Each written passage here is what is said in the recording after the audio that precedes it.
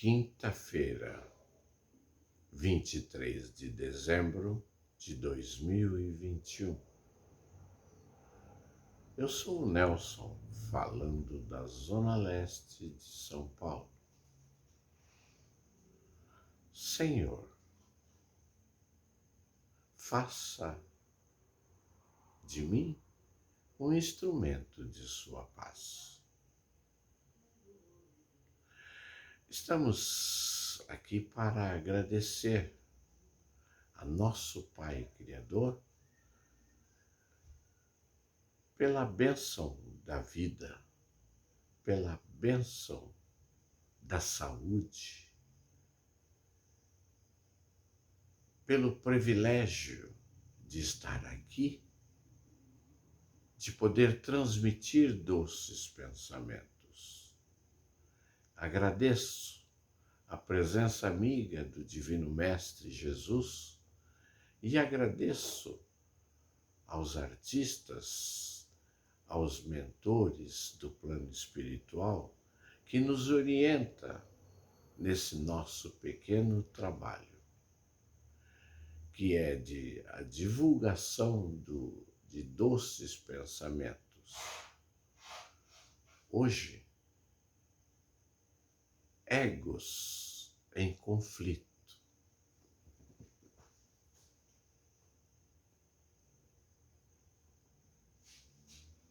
Perguntou-lhe: qual é teu nome?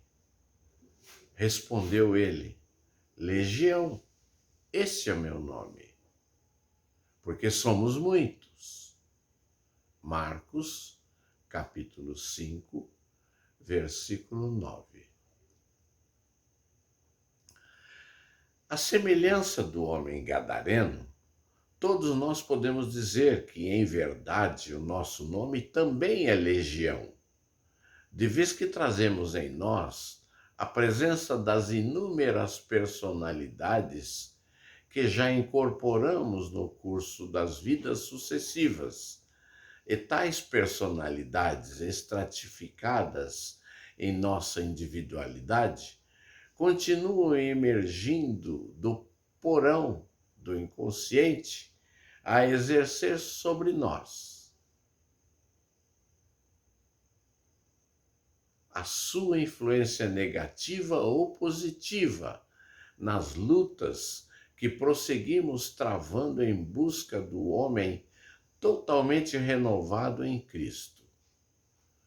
Em muitos irmãos que presentemente se encontram encarnados, as experiências transatas foram tão marcantes que eles, por assim dizer, ainda não conseguiram delas se libertar com o seu próprio espírito, se transformando em palco de transcendente peleja, no qual o passado insiste em não ceder espaço ao presente.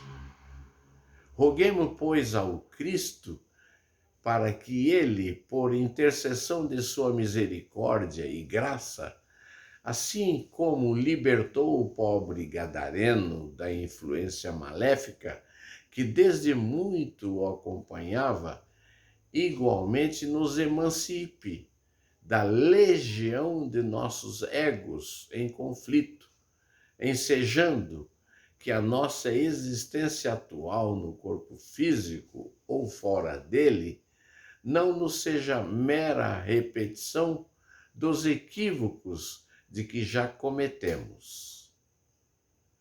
Inácio Ferreira, Uberaba, Minas Gerais, 15 de abril de 2016.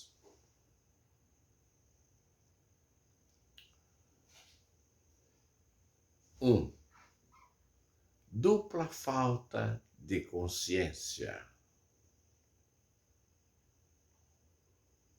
Doutor, falava-me Domingas, eu creio que a melhor notícia para os estudiosos do espiritualismo na Terra, é claro, entre os espíritas adeptos da fé raciocinada, seja de que o mundo espiritual e o mundo material, pouco ou quase nada, diferem no que tange à continuidade da vida, segundo os padrões naturais da evolução, dentro dos princípios da relatividade, que, segundo tenho estudado, também funciona para o mundo moral. O mundo material está para o mundo espiritual, assim como o corpo físico está para o perispírito. Não existe salto evolutivo. Desencarnar de fato, como o Senhor nos tem dito, é fenômeno de natureza periférica e não de essência. Acredito que semelhante concepção anunciada assim, sem rodeios, pode contribuir para determinada ideia mística que os homens encarnados alimentam para o depois da morte desapareçam. Assim espero redarguir com otimismo. O nosso propósito não é o de assustar com a verdade, mas sim o de libertar consciências adormecidas e, consequentemente, mais responsabilizá-la pela própria caminhada que empreendam ou venham a empreender. Durante séculos e séculos, a mente imatura se acomodou com a crença religiosa da fixação do destino além da morte, de maneira definitiva. Tal crença, que praticamente se vulgarizou em todo o mundo cristão, acomodou o espírito no esforço intransferível e insubstituível de trabalhar por si mesmo em busca da redenção. O labor da evolução é gigantesco e tenho para comigo que cada experiência reencarnatória, seja na Terra ou no mundo espiritual, significa apenas e tão somente um passo adiante, desde que, evidentemente, esse passo seja dado com firmeza, pois, caso contrário, o pequeno espaço de terreno conquistado por ele não nos servirá de apoio para o próximo passo adiante.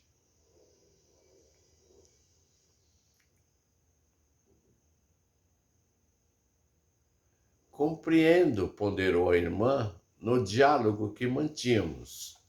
Nesse sentido, também se aplica a advertência do Senhor, que nos orienta para que aprendamos a construir sobre a rocha e não sobre a areia. Sobre a rocha de nossos pensamentos e sentimentos mais lúcidos, por seguro alicerce de nossas edificações mais íntimas. Necessitamos, por isso mesmo, antes de nos lançarmos a empreendimentos espirituais de vulto, de nos certificarmos de nossa disposição em arcar com as exigências do tentame. Todo esforço que foge ao que é desenvolvido comumente, tendendo a valorizar os bens imperecíveis do espírito, termina por nos impor grande cota de sacrifício no campo da renúncia e da incompreensão. O homem carece aprender a ser solidário, não tanto fisicamente, quanto no mundo das ideias que acalenta. Raros são os que conseguem compreender o ideal de quem ainda, de que maneira relativa, inicia o seu desprendimento dos transitórios valores da existência. A oposição que lhe move costuma ter um peso esmagador e, infelizmente, por não conseguirem arcar com tamanha luta, muitos retrocedem, adiando abençoadas oportunidades de ascensão.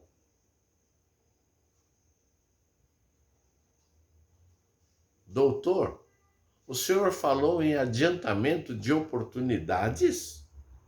Adivinho-lhe o pensamento. Minha cara. Adivinho-lhe o pensamento, minha cara. Retruquei. Nem sempre a oportunidade não aproveitada hoje voltará amanhã. Pode ser que ela venha a se repetir somente daqui a um mês, a um ano ou quem sabe há um século.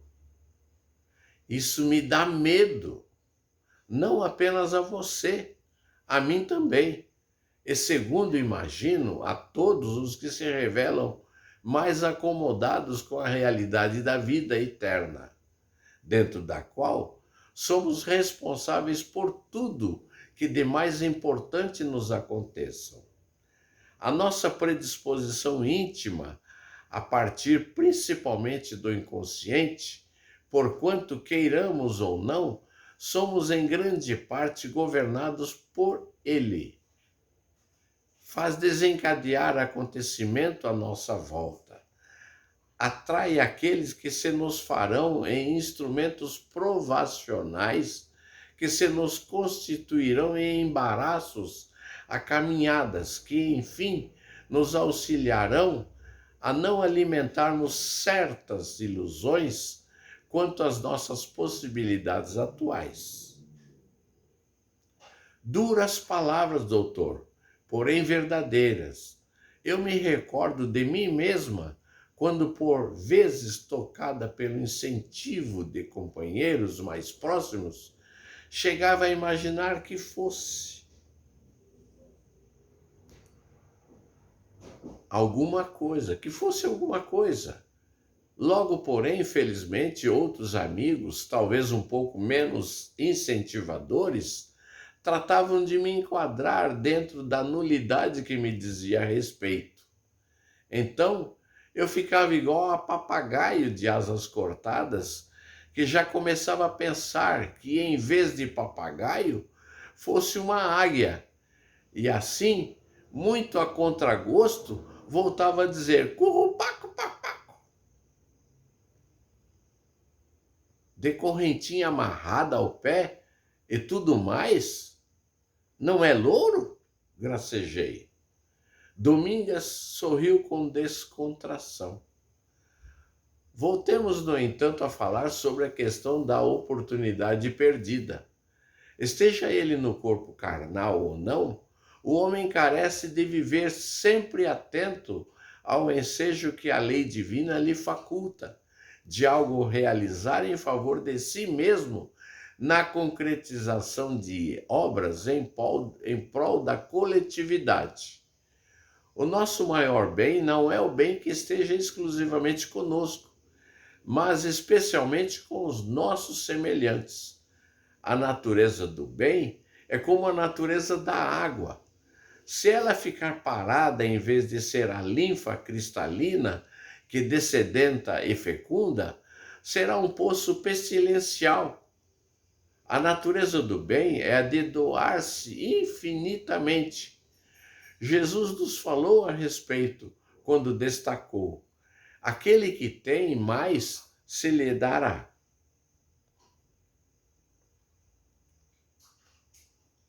E terá em abundância. O bem de ninguém existe sem que seja o bem de alguém. O egoísta não é apenas que a tanto se declara o mão fechada, o avarento, o indiferente. Há uma forma pior de egoísmo. É a daqueles que acredita que para ser bom não precisa fazer o bem, bastando que não faça o mal. Conheço muita gente assim, doutor. Eu os conheci na terra e agora os conheço aqui. Sim, porque a morte, feliz ou infelizmente, não é o milagre que a gente esperava que fosse. Nossa, doutor, que coisa! Eu supunha que com a desencarnação os maus fossem punidos. Domingas? Os maus estão sendo punidos todos os dias, a cada minuto. Estão com o seu processo de punição em andamento. O nosso problema, mesmo na condição de adeptos do espiritismo, é acreditar que desde o outro lado existe um tribunal armado distribuindo sentença. Por aqui, o único tribunal que existe, além daqueles que punem os crimes comuns, nos quais continuamos a incorrer, é o tribunal da nossa própria consciência, que em alguns casos, não em todos, ela se revela em tanto mais viva e atuante a falar-nos sem tantos subterfúgios.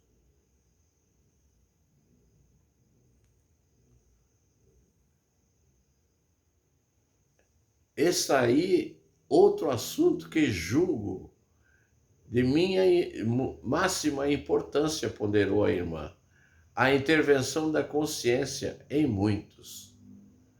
Em muitíssimo, minha cara. Sim, em muitíssimos desencarnados, o estado consciencial não se altera com a desencarnação. Sofrem, por assim dizer, de dupla falta de consciência.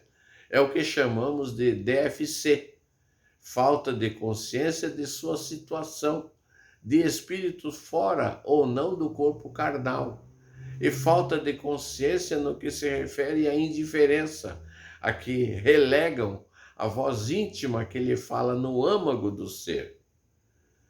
Dupla falta de consciência, doença que se nos manifesta nos mais diversificados graus de gravidade, promovendo o estacionamento da mente por séculos e mesmo por milênios. Fiz pequena pausa e aduzi. Uma é decorrente da outra e vice-versa. A falta de consciência de sua essência espiritual, dentro do contexto da evolução, desencadeia no espírito a falta de consciência solidária, anulando em sua capacidade de amar os semelhantes. Explico-me melhor. A surdez do espírito aos apelos da verdade o torna egoísta. Aos apelos da caridade. Dupla conspiração contra o seu progresso, que pretende mantê-lo preso à incapacidade de saber e à impossibilidade de amar.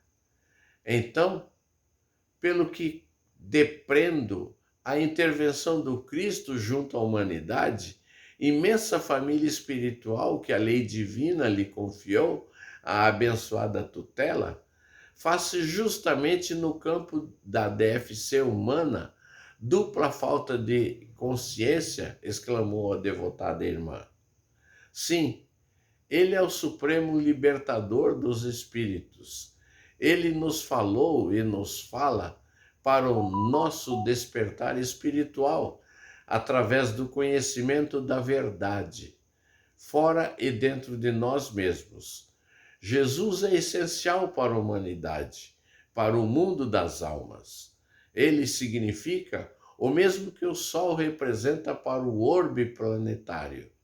Sem ele, não existe luz e calor, e a vida espiritual para todos os homens se torna inviável. A ausência do Sol no firmamento decretaria a morte da Terra. A ausência do Cristo no coração deixaria os espíritos mergulhados na ignorância. A mente do Cristo é nosso sol, a estrela fulgurante em torno do qual devemos nos movimentar, pois a não ser assim, sairemos da órbita e nos perderemos no caos. Foi o Sol, com o seu poder de atração, que organizou o nosso sistema planetário. O Cristo, com a sua quase infinita capacidade de amar, que coletivamente está nos atraindo para Deus, o divino sistematizador da vida.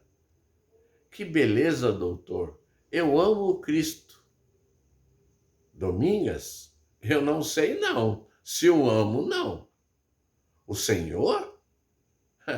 Creio que para de fato amá-lo, eu careço de amar muito menos a mim mesmo, do que me amo. Posso até arriscar dizer que o amo, sim, a Jesus, mas não amo a sua cruz. E ao que vou percebendo, Quem diz amar ao Cristo deve primeiro amar a sua cruz. Agora o senhor me colocou em dúvida. Ai, meu Deus! Não se aflija, minha cara. A verdade é que ofusca, mas a ilusão é fogo que queima. O importante é que, mesmo sabendo que ainda não conseguimos amá-lo conforme devemos, o Senhor nos ama e há de continuar esperando pelo nosso amor. É o amor dele por mim que não me deixa desistir do meu amor por ele.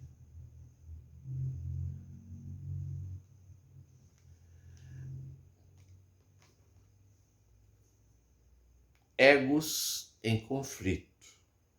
Inácio Ferreira, psicografado por Carlos Antônio Bacelli. Quero agradecer a você, amado amigo, pela paciência de nos ouvir e pela paciência de deixar a sua contribuição, de sua mensagem, de seu amor pelo nosso trabalho. Sua mensagem, sua opinião é muito importante, pois através dela reduzimos ou acrescentamos algo para melhorar esse nosso trabalho. Tenha um dia repleto de muita paz, muita luz, muito amor e muita saúde. Que Deus nos mantenha na sua paz.